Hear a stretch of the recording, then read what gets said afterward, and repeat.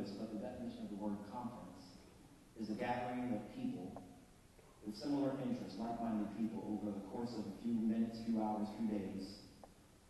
First use of this term was back in 1711.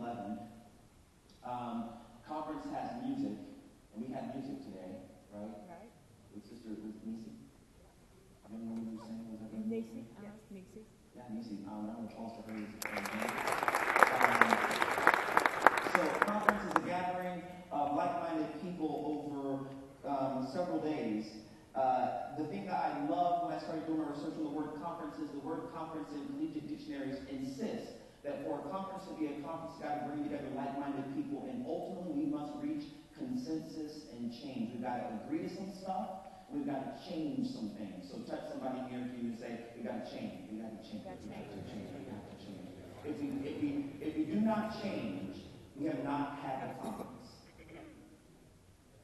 If Virginia Tech doesn't change, we haven't had the conference. If at the end of this we don't leave thinking about Black men's experiences and ways in which we can uplift Black men, both in Virginia Tech and society, then we got to stay here a few more days until we reach consensus and change. Once we reach agreement about some things and we change our perspective about some things, we fulfill the goal of the conference. So my talk, which will be adjusted according to that technology and the time, will have three pieces to it. I want to talk about us admitting some things. I want to talk to us about adjusting some things, and then finally closing on acting some things. If we're ever going to get where we have to go, I think, with uplifting Black men at Virginia Tech, uplifting Black men in higher education, uplifting Black men in society, we have to admit some stuff. And the things we have to admit are not all easy to do. In a moment, I'm going to ask you to call out the words that you associate with this word. All I want you to do is look at it for about 10 seconds. Get the synonyms, the words that are associated with it in your mind. On the count of three, I want you to just holler out all over the room in the most loudest voice you can get, the words that you associate, that come to mind first when you see this word. 1, 2, 3, go. Jail. Life. Yes. Jail. Violence. Guns. So I heard it here, I heard it back there, I think over here. Interesting thing. So I've tried this exercise in, I don't know, over 20-some states probably now, at least 30 different institutions. One time at the University of Texas, Austin. One time at Cornell University in Ithaca, New York. One time at the Educational Testing Service in Princeton, New Jersey, in a room full of superintendents of public schools. And isn't it interesting that whenever you ask people to holler out the words they associate with this word, the only race you hear is Black. And the only gender or sex you hear is male. The conference will never be a conference if we don't reach consensus and change. We've got to figure out some things. We've got to admit some stuff. We have a society where somehow all of us in this room, despite how great Virginia Tech is, and it happened at Ohio State, so no matter how great Ohio State is, that we have created a society where this word becomes a synonym for Black and male. And the problem with that we're going to come to is that implicit associations operate without us triggering them. Things cause them to signal or trigger, but we don't have to activate them. In other words, when you see the color green on that round sign on the road, what do? Do you stop or do you go? If you see red, what do? Do you stop or do you go? You stop. Because we associate red with stop and we associate green with go. The same way in which we've just demonstrated all across this country that when we see this word, we associate it with Black and male. The reason why that's really important in a couple of slides, if we get there, you'll see how many of you by a show of hands in here know the name John Crawford III?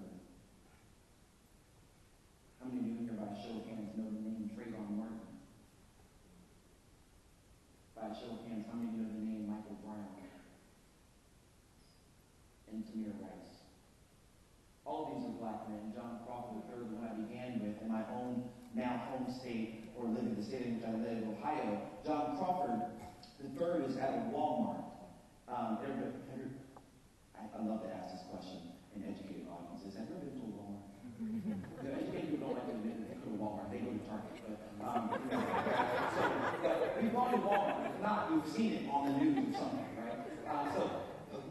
John Crawford's in Walmart, and if you didn't know this, if you want to go down to Christiansburg, I remember being at the Walmart in Christiansburg when I was in my doctoral program here, and go to that Walmart, and if you didn't know, Walmart sells air rifles. And it's what Walmart sells, legally sells. So John Crawford III is in Dayton, Ohio, and he goes to Walmart, and they were selling air rifles. Anybody in here ever held an air rifle by a show of hands? Good. Right here in the middle with the brown, who's that turtleneck? What's your name? Connor. Connor? I enjoyed you on the panel. You were on the panel, right? Yeah. Round of applause for Connor. Connor, do you mind standing up and demonstrating for us how you hold an air rifle, what it's like? Depends on what kind of air rifle you get or airsoft gun. You can either hold it like one of two ways, which is like this, or like this, or like this. Thank you. That last third one was a good one. Thank you, Connor. Have a seat. So John Crawford's in Walmart with the air rifle that they sell in Walmart, trying it out. When I bought these shoes from Kenneth Cole, I tried them on. All of us try out things that we buy. In fact, it's quite normal to try out things that you buy, right? So he's in Walmart about to buy an air rifle. He picks it up, and much like Connor, he starts moving around to see if it fits under his arm the right way. You can find a video of this online. Just Google John Crawford III Walmart. But I'll warn you that that video, depending on the length of it, is a bit violent, because what happens in that Walmart is someone calls the cops and says to the cops, there's a black male in Walmart with a gun, and he's threatening people with it. And the cops arrive at the Walmart while people are in there, completely clothed in their protective gear, find John Crawford in the aisle. And within 2 seconds, camera's showing this. They say, call, maybe his name, say, sir, drop it, I'm not sure. But within seconds of getting his attention, he turns around and then he falls because he's been shot and killed. The reason why that's connected to this slide is because if we can look at this slide of the word thug and associate it with black and male becomes synonymous with thug, and thug becomes synonymous with black and male, sometimes you walk on the aisle and you see a black man who's just trying to buy a gun. Before you know it, implicit association is triggered, and you see thug, and thugs are dangerous and they're harmful and can kill before you ask. This is the problem with implicit association, implicit bias. And it's not just the word thug. There are lots of words that we have automatic associations with. I always like to ask faculty, what does a good college student look like? And then I usually show a picture of myself.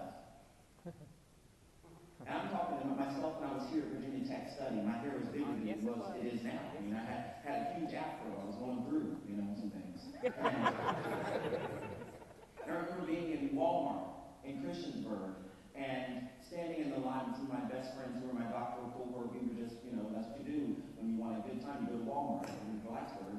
And so we were there in Walmart looking for a good time. And not looking for a good time. That's not we were having a good time in Walmart. And I'm standing in line with buying a magazine or some bubble gum, and I feel something in the sort of lower left quadrant of my hair. And because my hair is so big, and this is quite embarrassing, because I think it could be something falling in my hair. It was huge. I just looked like a little microphone, just narrow body and big hair. And as I looked around my afro, I found this precious woman who was reaching inside my hair without permission. And she said, I don't know how you all get your hair to stand like that.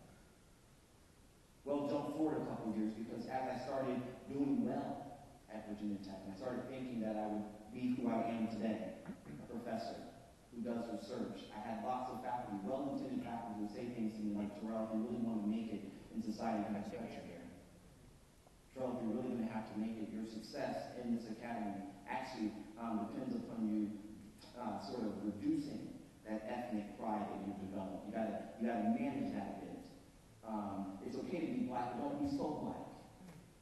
We heard embedded in the panels and the speakers today how important that blackness, that cultural pride is. In fact, it connects with so many other social identities, as the panelist said earlier, the speaker said earlier, that it provides the substance, I think, that leads to student success. Let's carry on a little bit further. These word associations are really important. So if we're going to get to where we have to go, we have to admit some things. First of all, we have some problems in society that were demonstrated with that word. The second is we have problems in higher education, and black men aren't the problem in higher education. Right. So higher education has a problem with black men. But for years, the problem has always been framed focusing on the young male, focusing on the black man. Why isn't he work harder? Why doesn't he show up to class enough. And the other way to spin that is, why aren't classes interesting enough to make you